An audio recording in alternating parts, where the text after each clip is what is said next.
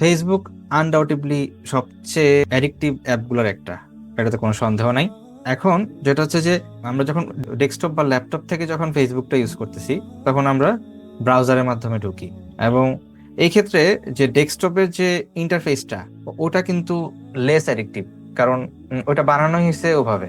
আবার ফোনের যে ইন্টারফেস, এটা আবার ডিফারেন্ট, এটা আমরা নিজেরাই দেখতে পারি, এটা ঠিক না? তো ফোনের ক্ষেত্রে যেটা হয় কি যে মানে স্ক্রলিংটা এবং অ্যাডিকশনের প্যাটার্নটা, এটা খুব বেশি অ্যাডিকটিভ আর কি ডেস্কটপের তুলনায়।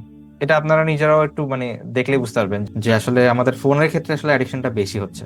তো এই জন্য সবচেয়ে ভালো হয় যদি ফোন থেকে ফেসবুকের যে অ্যাপটা ওইটাই রিমুভ করে দেওয়া। যদি একান্ত ইউজ করতেই হয় ফেসবুকটা, ডেস্কটপ বা ল্যাপটপ থেকে ইউজ করা।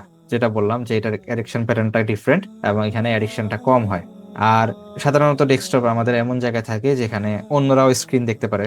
এটা আপনি করতে পারেন যে ফোনের মধ্যে ফেসবুকটা ইউজ না করে যখন প্রয়োজন হবে সেটা ডেস্কটপ থেকে ইউজ করা।